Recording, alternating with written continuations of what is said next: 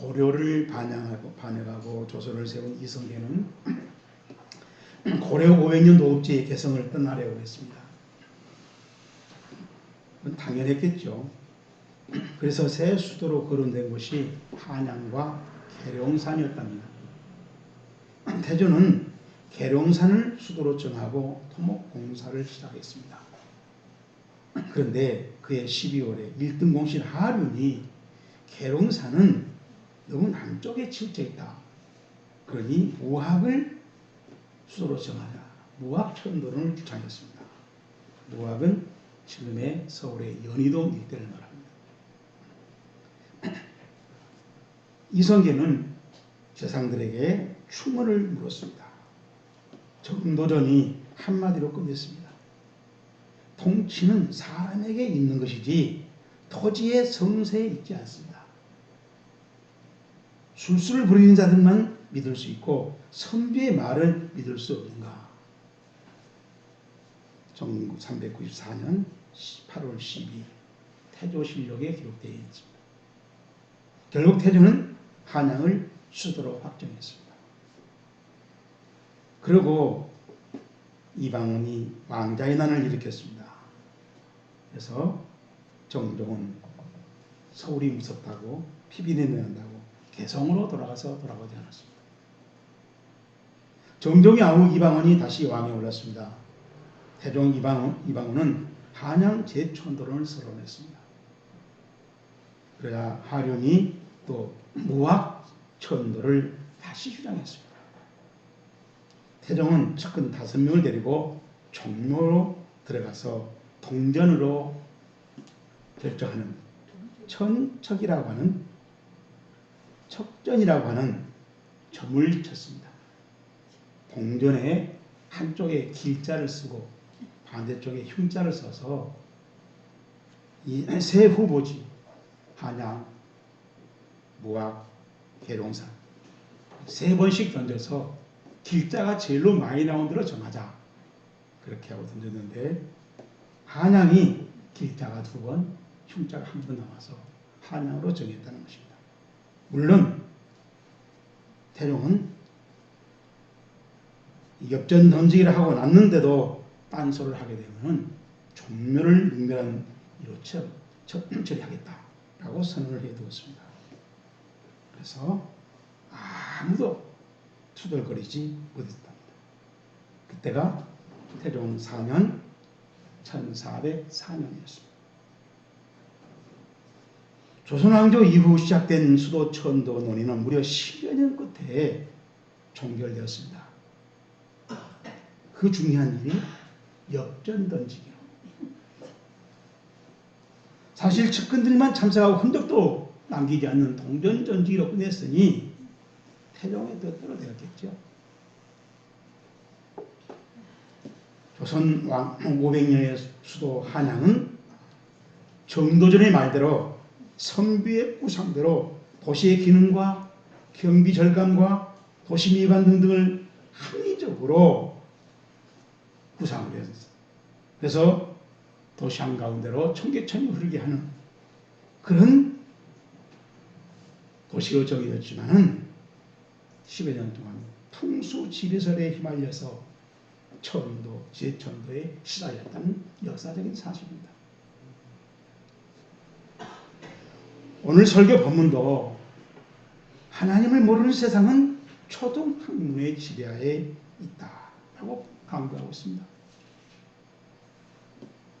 우리 8절 말씀에 그러나 여러 번 설명했죠. 헬라어로는 그러나가 대인데 대를 더 강조하려면 알라라고 합니다. 바울은 알라란 말로 시작했습니다.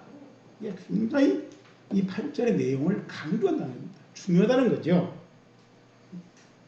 하나님을 모르고 살면은 아무리 똑똑하고 학박사라도 그것은 종로로 당시야. 라는 사실을 강조하고 있습니다.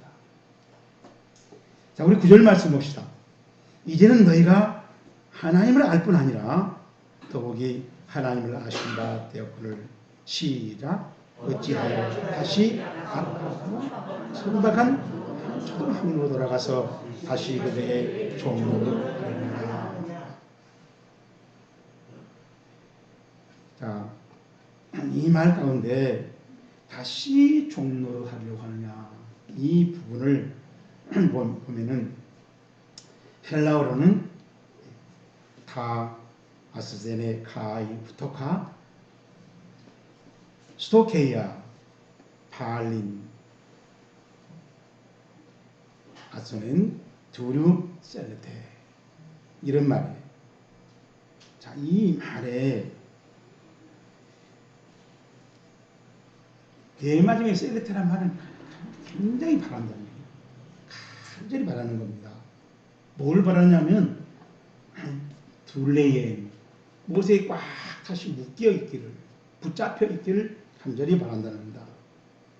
발레이라면 다시 무엇에 붙잡히고 있냐면은 세상에 우리를 완전히 종로를 하고 있는 초등학문이라는 것에 다 붙잡히기를 다시 원한다는 겁니다.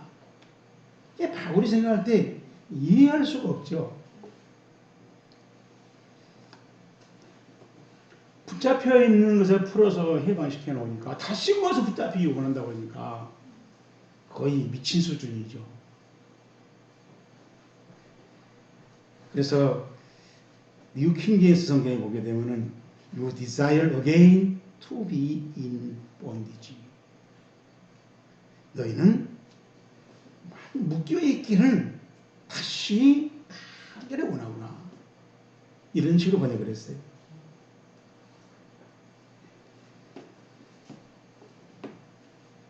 그리스도인은 성경에 이르는 믿음의 실체를 올바로 인식하는 것은 참으로 중요하고 필요하고, 할 수가 있으면 신앙생활을 시작할 때 그 실체를 제대로 봐야 우리 신앙생활에서 혼선이 없고 또 혼란이 없다는 거예요.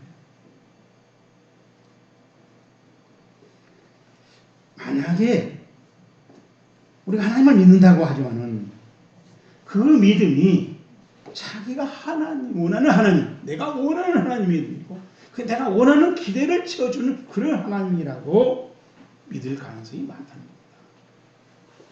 특히 우리나라는 긍정적으로 생각을 하니까 자기 마음대로 생각하는 거예요. 막. 그리고 그것이 이루어지면 축복이라고 해버리고 막.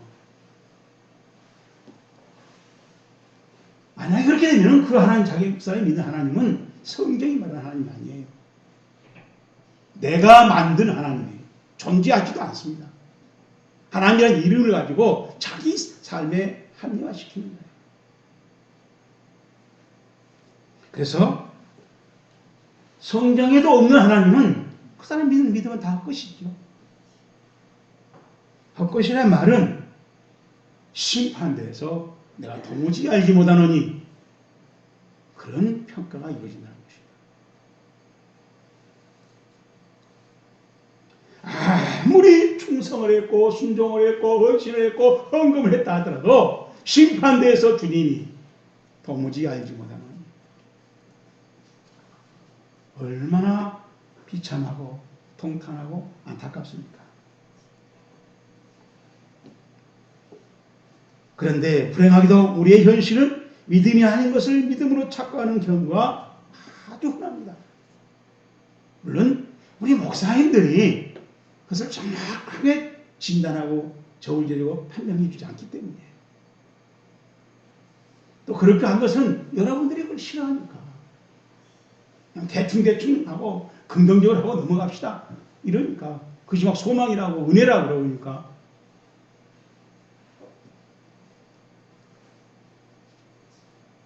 자, 이런 착각이 믿음에만 있는 것이 아니더라고요. 제가 볼 때는 하나님도 착각을 하고 있고 예수 그리스도도 착각되고 있고 또 성경도 착각하고 있고 성경도 착각하고 있고 바울도 착각하고 있고 소망도 착각하고 있고, 그래서 다른 복음이 생기는 것이고 다른 믿음이 생기는 것이고 다른 예수가 나오고 다른 복음 바울이 나온다는 것입니다. 너무 심각하다. 제가 여러 번 얘기했죠. 출국기가 잘못되어 있어요.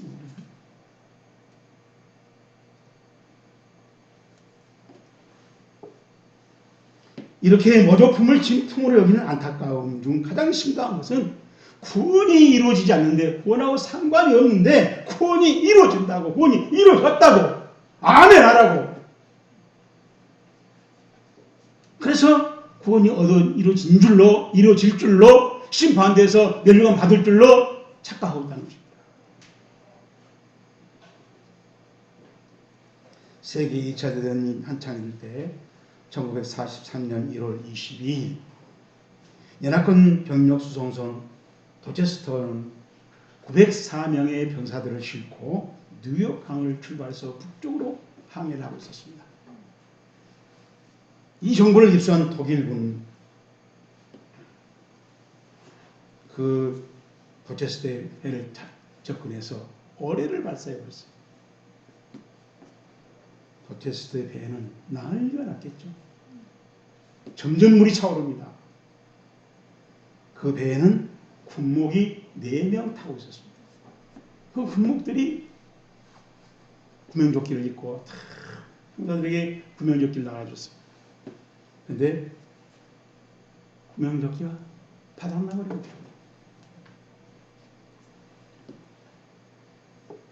그때 클라크 V 폴링이라고 하는 군목 중위가 한 병사에게 물었습니다. 자네 그리스도인가? 아닌데요.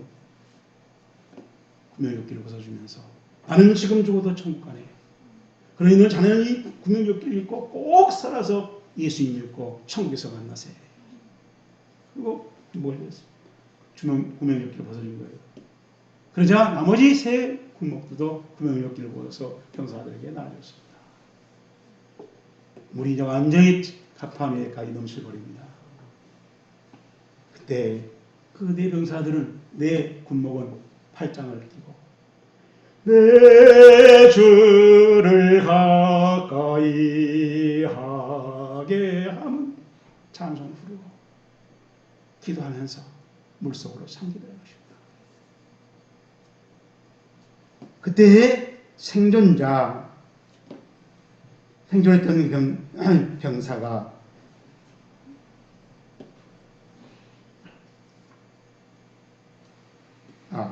그레디 클라크라고 하는 이 병사가 그 마지막 순간을 이렇게 증언했습니다.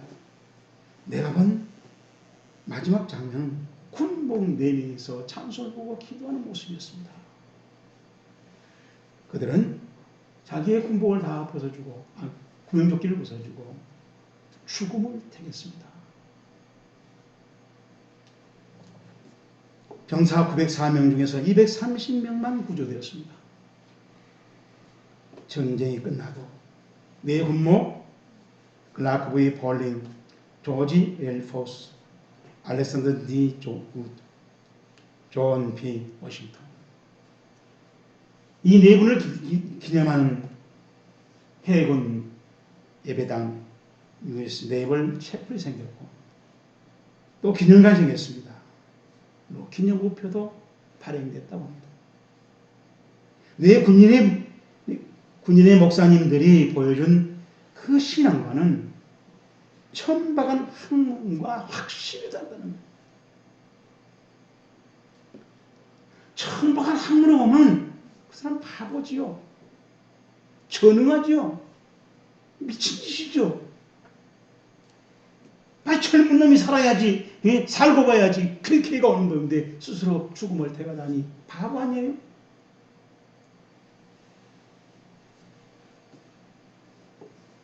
그러나 그들은 그때 구명조끼를 벗어주는 것, 죽음을 택하는 것이 훨씬 가치가 있고 보람 있고 현명하다고 판단한 그런 신앙의 저울이 바로 그 저울을 우리는 믿음이라고 합니다.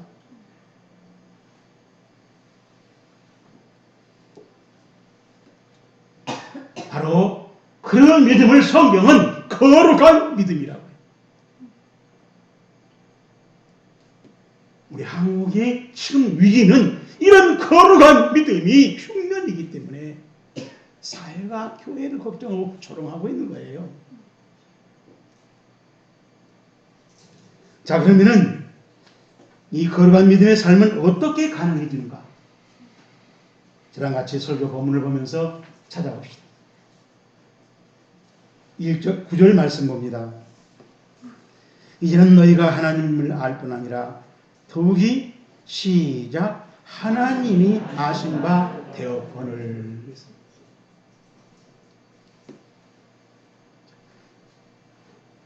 아신 바 되었거늘. 그러니까 수동태지요. 헬라어도 수동태예요. 근데 누가 아신 바 됐다는 얘기예요? 주어가 하나님이잖아요. 하나님이 수동태로 알게 되었다는 거예요. 이래서 성경 번역이 어려워지고 실수가 된다는 것입니다. 그래서 RSV 성경을 보게 되니까 or rather to be known by God. 우리가 하나님에 의해서 알게 되어진다 라고 했다는 것입니다. 하나님이 알게 된 것을 당한 것이 아니라 우리가 하나님 때문에 이제 하나님을 알게 된다는 것이에요. 다시 말하면 예수님이 약속하신 말씀대로 성령님이 보내서 성령님이 우리에게 알게 해주시고 생각나게 해주시고 또 깨닫게 해주셔서 이제 하나님을 제대로 인식하게 되는 것입니다.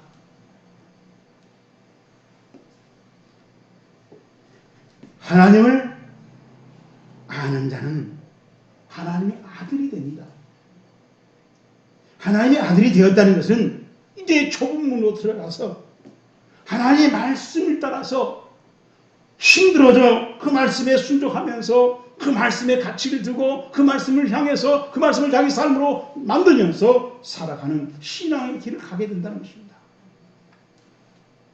그 길은 성경 말씀에 설명되어 있기 때문에 그 사람은 성경을 읽고 성경을 배우려 하고 성경을 알려고 하는 그런 열성이 생기게 되는 것입니다. 너희 하나님 여호와가 너희 가운데 계시니 그는 구원을 베풀 전능자시라. 그가 너를 인하여 기쁨을 이기지 못하여 하시며 너를 참담히 사랑하시며 너를 인하여 즐거이 부르시며 기뻐하라. 이런 말씀을 알게 되고 그 하나님의 관심을 갖고 그 하나님과 교제를 갖고 그 하나님의 자녀로 살아가는 것에 최고의 가치를 준다는 것입니다. 바로 이런 점을 예수님은 먹을까 말까 입을까 게임이 안 된다는 거예요.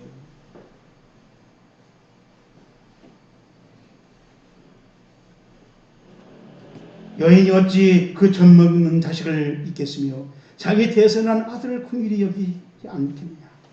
그들은 혹시 잊을지라도 나는 너를 잊지 아니할 것이라. 내가 너를 내 손바닥에 새겼고 너의 성벽이 항상 내 앞에 있나니. 이사야서 49장 15절에 있는 말씀입니다. 우리는 하나님의 손바닥에 새겨져 있는 그만큼 친밀하게 관심을 가지고 우리를 절대적으로 놓치지 않는 하나님이라는 거예요. 그렇습니다. 우리는 전지전능하신 하나님의 손바닥에 새겨져 있는 사랑받을 수밖에 없는 하나님의 절대 관심거리입니다. 그래서 하나님께로부터 나신 자가 그를 지키심에 악한 자가 그를 만지지도 못한다. 요한일서 5장 18절에 기록되어 있습니다. 그래서 성령님이 감동해 주신 것을 최고의 복으로, 최고의 은혜로, 최고의 가치로, 최고 중요한 것으로 생각하고 찬송하면서 감사하면서 살아가는 신앙관이, 신앙의 저울이 생기는 겁니다. 여러분, 현실이 좀 가난해서 축복을 못 받다고 의기소침해집니까? 가끔 말하지만 우리 목사들 만나면 맨날 자식 자랑하고 돈 생겼다고 좋은 집 생겼다고 은퇴하고 그러니까 교회에서 이런 집 생겼다고 그 자랑해요. 저는 아예 해당 사항이 없으니까 그런지 몰라도 저건 그렇게 큰 복은 아닌데 복이라는 보자기는 복을 싸고 있는 보자기는 되겠지만은 보자기 안에는 복은 아닌데 왜 그걸 자랑하지? 보자기 안에 빈 복 어차피 받으는 거예요.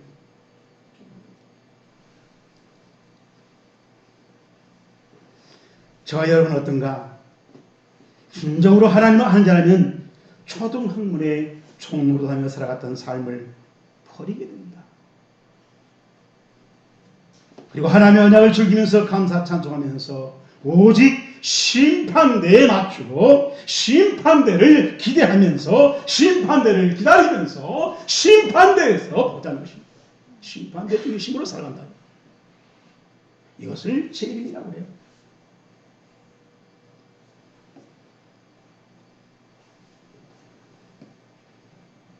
그렇게 살아가는 사람들이 하나님 볼 때는 진정으로 회개한 사람이요, 진정으로 이 시대에서 하나님의 자녀로 살아가는 사람들입니다.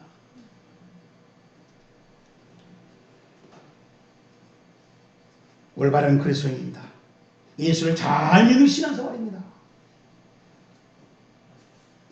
그 신앙생활이 바로 예수님이 말했던 12제자들의 신이에요. 그래서 우리는 우리의 신앙관이, 우리의 신앙의 저울을 다시 한번 점검해 보자는 것입니다.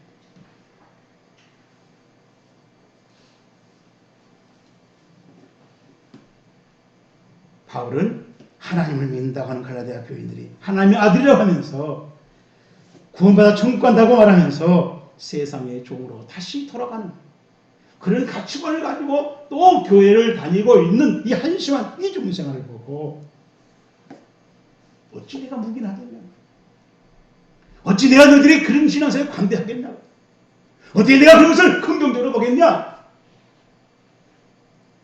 냉정하게 잘라버리면서 반문하면서 단식하면서 꾸짖었다는 것입니다. 여러분, 이 바울의 꾸짖음을 여러분이 축복이라 은혜라고 착각하지 않기를 주의 이름으로 축복합니다. 두 번째로 우리 10절 말씀 보겠습니다. 너희가 날과 달과 절기와 해를 시작 삼가 지키더니, 삼가 지키더니 머릿속에 뭐가 그려집니까? 삼가 지킨다는 것을 어떻게 그려져요? 아무것도 안 그려지면 성경 100번 써도 상관없어요. 삼가 그려지기에 해당하는 것이 그려져야죠. 파라테레오라고 하는 헬라어인데 이 말은 사진을 찾아보니까 to watch narrowly, 아주 가까이 빈틈이 없을 정도로 가까이 가서 접근해서 본다는 겁니다. 그러니 얼마나 자상하게 보겠어요? 얼마나 정확하게 보겠어요? 얼마나 관심 있게 보겠어요?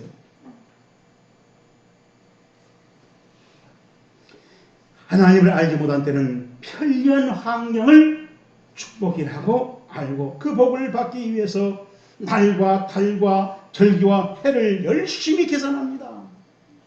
그리고 거기에 이론을 만들고 그 이론 중에 하나의 풍수지설을 매달리고 그리고 그 풍수지설이라고 하는 세상 종으로 살아갑니다. 대통령 때도 풍수지설에 의해서 내가 대통령을 하겠다는 거예요. 지갑이 없는 주의종들은 가서 축복을 해줍니다. 여러분 정신 차리세요.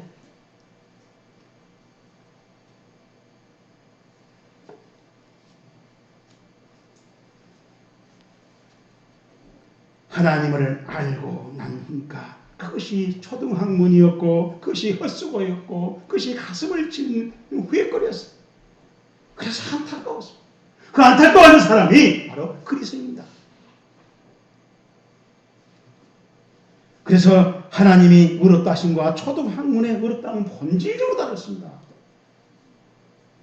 하나님이 좋다는 것과 초등학문의 세계에서 좋다는 것은 근본적으로 달라요.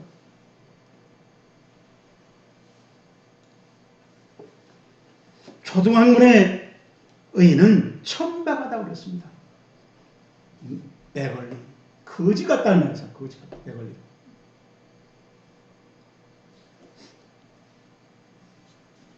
유대 바리새인들의 의는 율법주의였습니다. 예수님이 말하는 의는 오직 십자가의 대속제물을 믿는 거라는 거죠.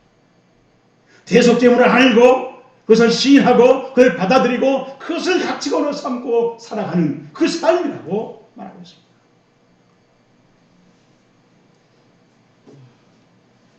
박사 학위를 가진 최고의 지식이라고 자랑하던 사람이 실험을 시작하면서 대적머리 갖다 놓고 빌면서 이번 실험 잘 되게 해주세요 하고 절을 하고 빌드라는 겁니다.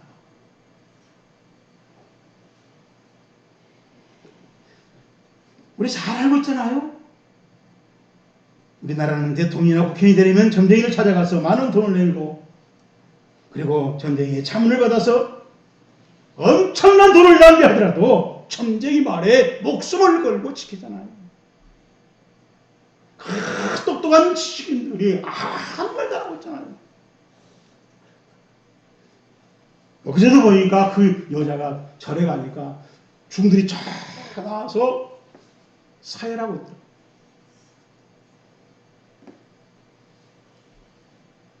성경은 뭐라 합니까? 그것을, 그러한 정신을, 그러한 가치관을 십자가에 못 박으라고 합니다. 못 박힌 사람을 성령 충만했다고 합니다. 여러분, 성령 충만한 신앙이 되기를 주님으로 축복합니다. 그런데 장성하지 못해 지각이 없는 교인들도 너희가 이같이 어리석느냐 성령으로 시작했다가 이제는 육체로 마치겠느냐고 야단을 맞는 것입니다. 골로새 2장 20절에 보면은 너희가 세상의 초등 학문에서 그리스도와 함께 죽었거늘 어찌하여 세상에 사는 것과 같이 규례를 순종하느냐라고 바울이 탄식합니다. 양다리를 걸치고 있다는 거예요.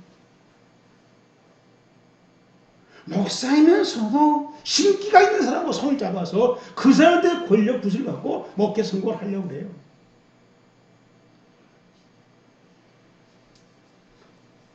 심판대는 안 보이니까 나중에 하니까 죽어보고 우선 여기서 무엇을 먹을까 마실까 입을까를 크게 가지고 축복이라고 환대해주고 어깨에 힘을 주자는 것이죠.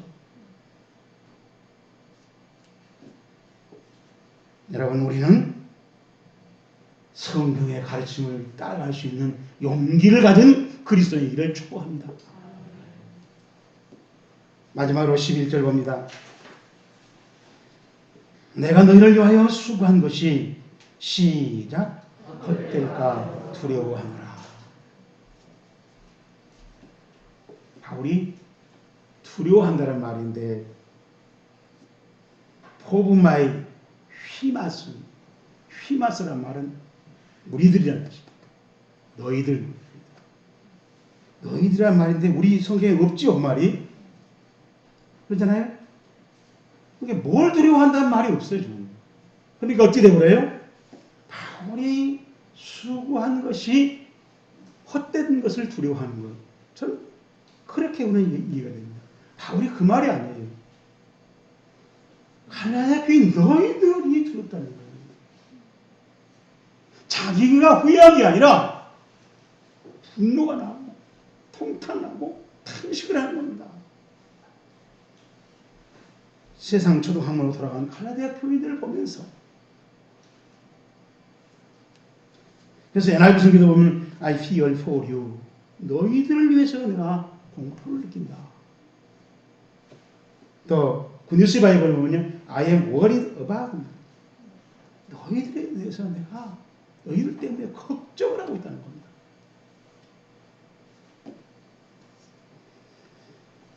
사람에게 희귀 본능이 있습니다. 쭉 돌아갔다가 다시 제대로 돌아오려고 하는. 여러분, 우리 아주 명절 때 우리나라 잘 보여주잖아요. 그래서 옛 추억을 간직하려고 하고 과거 어린 시절을 그리워하고 나이가 들고 이제 은퇴하고 할 일에서는 다시 고향에 가고 살고 싶어하는 것이에요.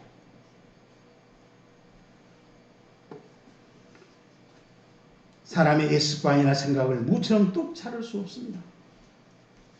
그러니 신앙생활은 자기와 자신과의 싸움이라는 것입니다. 그리스도인이라고 하는 말은 헬라어로 크리스티아노스라고 하는 말인데 크리스트, 아노스란 말이 합쳐진 거예요.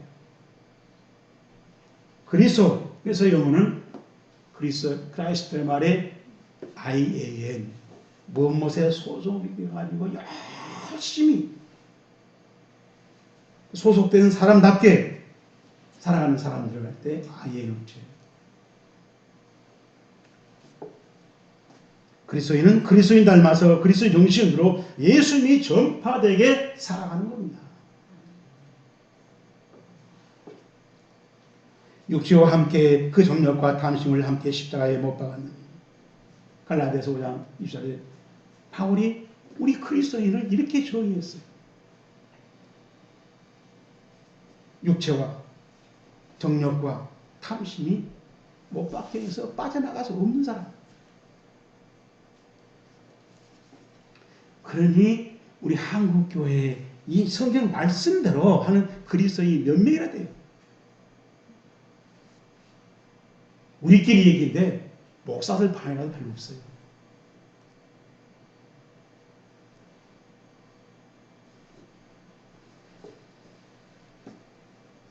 우리 한국교회는 무심코 성도라고 부르는 교인들은 많이 많습니다. 그러나 그리스도인답게 살아가는 하나님의 백성들은 드물기 때문에 오늘날 우리 한국교회가 사회로부터 조롱당하고 무시당하고 지금 망해가고 있는 거예요. 구약 성경을 읽다 보면 다윗이라는 이름을 우리가 알게 되고 익숙해집니다. 무려 800번이 넘게 나옵니다. 그런데 하나님은 그 다윗을 관심 있게 보면 굉장히 많이 용서해주고 사랑해주고 또 도와주고 더 높여주고. 그런데 다윗은 무서운 죄를 쉽게 짓습니다. 간음을 해버리고 또 남편을 죽여 살인하고 부인을 뺏어버리고 또 그 밤에는 가서 하나님 부인해버리고. 그런데 어떻게 다윗은 그런 죄를 이렇게 많이 자주 지으면서 그렇게 하나님한테 엄청난 사랑을 받았을까? 곰곰이 생각하면서 읽어보면 다윗은 정직해.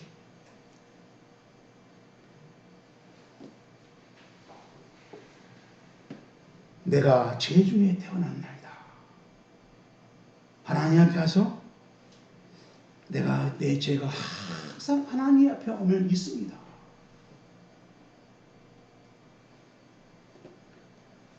여호와께 아뢰되 나는 범죄하였고 악을 행하였거니와 이 약물이는 무엇을 행하였나이까? 청하건대 주의 손으로 내가 내 아버지 집을 치소서.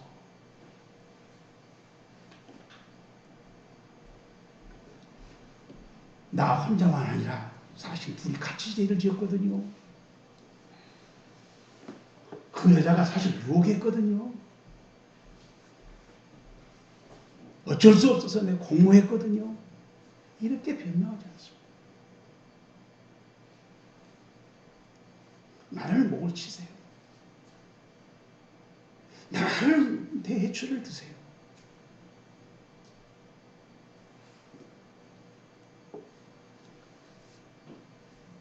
우리 하나님 자녀 생활에서 핵심 중에 핵심은 나와 하나님과의 관계를 분명히 하는 겁니다. 그 관계가 바로 하나님 앞에서 우리의 지혜를, 우리의 수준을, 우리의 하나님의 목적인 축복의 은혜의 분량을 정해버리더라는 거예요. 다윗이 그러고 살더라는 거예요. 죄를 안 지은 게 아니라 죄를 짓고 나서 하나님 앞에 성전에 들어가서 제사장 먹는 떡도 훔쳐 먹었잖아요. 달라게 해서 먹잖아요. 상상도 못할 소름 끼치는 죄를 짓고도 하나님께 용서받은 이유가 뭔가? 진실에 진실. 근데 우리나라는 진실에 대해서는 너무 반대해요. 목사도 죄 짓고 장로 짓고 권사 짓고 집사 짓고 같이 짓고 그냥 지나가자는 거예요.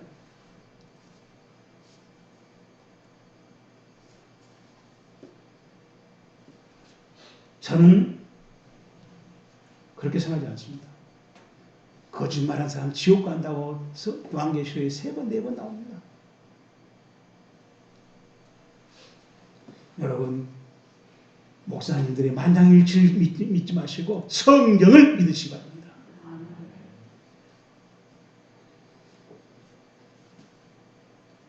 우리는 주변에서 하나님이 없다는 사람을 종종 만나곤 합니다.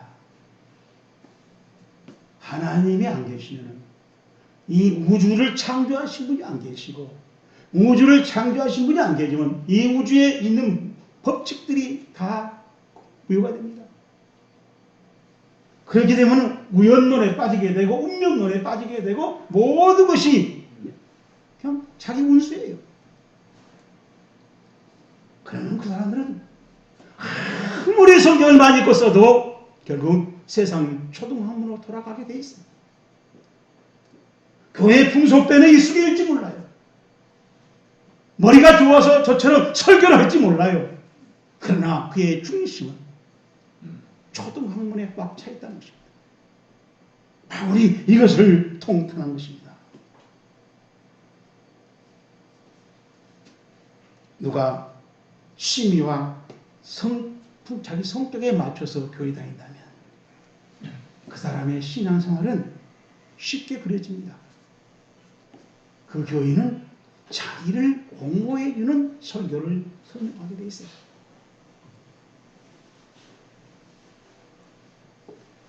그런데 성경을 읽어보십시오. 성경은 옹호는커녕 자기의 깊이 가라앉아 앙금져 있는 수치를 드러내서 고발하고 창피를 주고 책망하고 거기서 벗어나게 합니다. 그걸 해결하자고 성경은 달라들어요. 보혜사 성령이 달라들어요. 하나님께서 우리가 그것부터 해결하자고 시작합니다. 그 말이 회개하라 천국에 가까우느니라.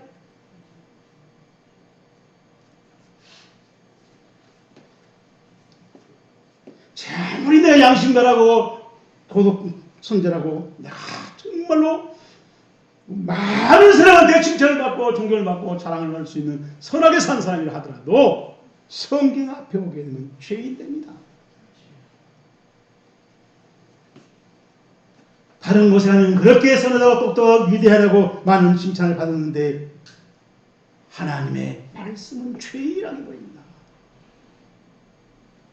그 죄인의 싫어하면 그 사람은 회개할 수가 없고 회개하지 않으면 결국은 초등학교로 돌아가서 다시 세상의 총무로 타고 거기서 출세하고 성공하려고 그래요. 그러나 그 성공은 속은 것이고 안타까운 것이고 바울이 과거에 바리새인으로 있을 때 해왔다고 말합니다. 여러분 바울의 말에 귀를 기울이고 속지 않는 복을 성공을 하는 신앙생활을 할 수 있기를 주의로 축복합니다.